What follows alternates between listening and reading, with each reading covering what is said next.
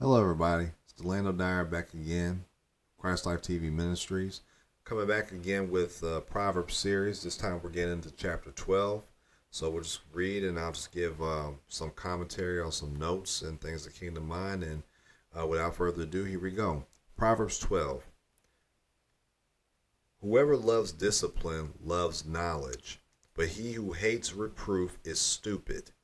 A good man will obtain favor from the Lord, but he will condemn a man who devises evil. A man will not be established by wickedness, but the root of the righteous will not be moved. Now, just as a quick note, if one thinks that he or she can be in God's favor and live any kind of way, is truly deceived. In other words, God doesn't bless our unrighteous living, or if we're living contrary to what his will is, his desires for us to live. Now, let's go to verse 4. Excuse me, I just skipped down. Here we go. An excellent wife is the crown of her husband, but she who shames him is like rottenness in his bones. Now, a wife who carries herself in a godly way and invests in her husband is truly a blessing to that man. Shout out to my wife who's behind the camera. She's definitely been a blessing to me and is a blessing. As a word of caution, a husband is equally responsible for how he treats his spouse. So mistreatment is not tolerated. Let's be clear about that. So in other words, you can't say, well, you're supposed to be a virtuous woman, although I'm going to treat you like a dog or treat you any kind of way. No, it doesn't work that way, bro. You got to treat your woman with respect. Treat your wife with the utmost respect. As Christ loved the church, love your wife that way. Strive to love your wife that way. Going to verse 5. The thoughts of the righteous are just, but the counsels of the wicked are deceitful. The words of the wicked lie in wait for blood, but the mouth of the upright will deliver them. The wicked are overthrown and are no more, but the house of the righteous will stand. A man will be praised according to his insight, but one of perverse mind will be despised. Better is he who is lightly esteemed and has a servant, than he who honors himself and lacks bread. The righteous man has regard for the life of his animal, but even the compassion of the wicked is cruel. He who tills his land will have plenty of bread, but he who pursues worthless things lacks sense. And again, this is a comparison of how the path of the righteous is vastly different from that of the wicked. Let's go into some other verses.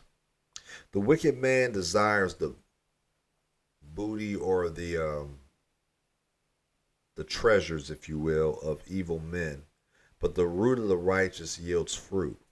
An evil man is ensnared by the transgression of his lips, but the righteous will escape from trouble. A man will be satisfied with good by the fruit of his words, and the deeds of a man's hands will return to him. The way of a fool is right in his own eyes, but a wise man is he who listens to counsel. And in verse 15, that sticks out a lot, especially with some news or things that have happened recently that I've kept up with.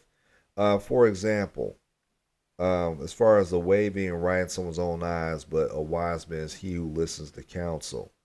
How many times growing up did we take bad advice? How many times have we had conflicts with individuals that could have been resolved had we had someone properly mediate or squash the beef, for lack of better words? And I thought about the recent death of a man who his last name is Jordan, I believe, but it goes by the name of Julio Fulio. And the way he died was tragic, but also the way he treated his opponent, his enemies, was just as equally tragic. If you look up any of his music, he is well known for dissing his ops. Actually, there's a song called Dead Ops. There's also another song he did that took Fantasia's When I See You. And apparently he shot the video at a grave, at a funeral, a cemetery where his ops, his enemies were buried, and actually was sitting on some. I believe he was sitting on the grave of one of his enemies while recording a video.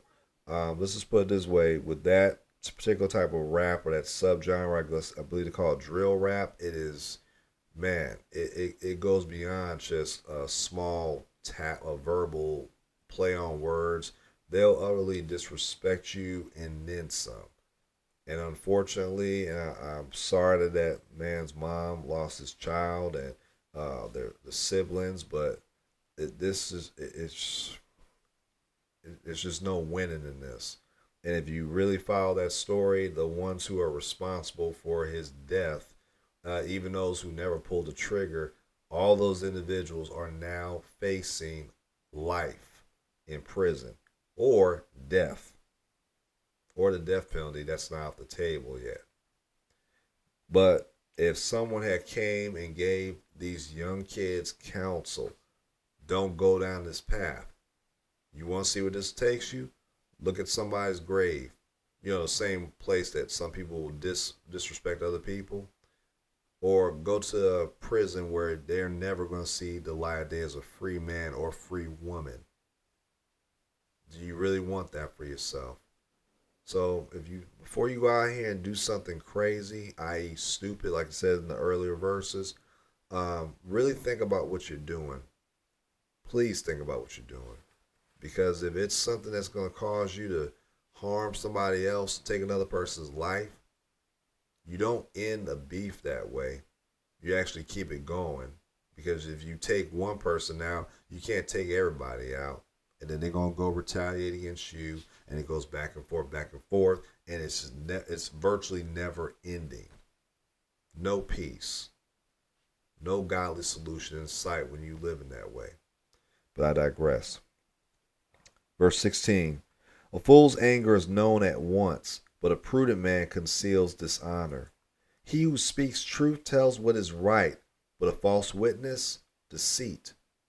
There is one who speaks rashly like the thrust of a sword, but the tongue of the wise brings healing. Truthful lips will be established forever, but a lying tongue is only for a moment. Deceit is in the heart of those who devise evil, but counselors of peace have joy. No harm befalls the righteous, but the wicked are filled with trouble. Lying lips are an abomination to the Lord, but those who deal faithfully are his delight. A prudent man conceals knowledge, but the heart of fools proclaims folly. The hand of the diligent will rule, but the slack hand will be put to forced labor. Anxiety in a man's heart weighs it down, but a good word makes it glad. The righteous is a guide to his neighbor, but the way of the wicked leads them astray. A lazy man does not roast his prey, but the precious possession of a man is diligence. In the way of righteousness is life, and in his pathway there is no death. And many of these are miscellaneous comparisons, but yet the same thing remains. Those who live according to God's wisdom, who are seeking to learn his ways and to practice his ways, the outcome is a lot better than those who are wicked. Those who are deceiving, as it states in verse 17, he who speaks tells he who speaks truth tells what is right, but a false witness tells what? Deceit, lies. If you keep telling lies long enough, you may start believing your own lies, but it's not the truth. And sooner or later you get confronted with those things. But the point being, let's strive and seek to do the things that are pleasing to God, and not self promoting. The opposite is self denial. Because if you keep doing those things, we're gonna get a reward, but it's not gonna be what you think it is. You may get notoriety, you may get clout, you may get some leg up in this world, but remember, We got to stand before God, and He's eternal. This life is temporary. But in any case, we're going to stop right there with this chapter, this breakdown. And I hope that something that was said, I pray will be edifying. And please pray for those in light of that. The part we went kind of off, we're talking about the death of the man known as Julio Fulio, because we need to pray that not only young people but older people operate in wisdom, in resolution, conflict resolution to be exact. Because if older people are teaching the younger people to retaliate instead of learn to walk away, learn to resolve issues, then this is going to be unfortunately a never-ending cycle until Christ comes and returns and breaks that cycle permanently and completely. But until then, let us walk in godly wisdom and godly counsel and walk in godly ways. And on that note, thank you all for watching again. And I'm out. Have a good night or a good day. Peace. I'm living that Christ life, that right life, that holy life, a God-fearing life, because I want to have eternal life. See, that double life is the wrong life. It brings a lot of strife, then you find yourself living that hell life.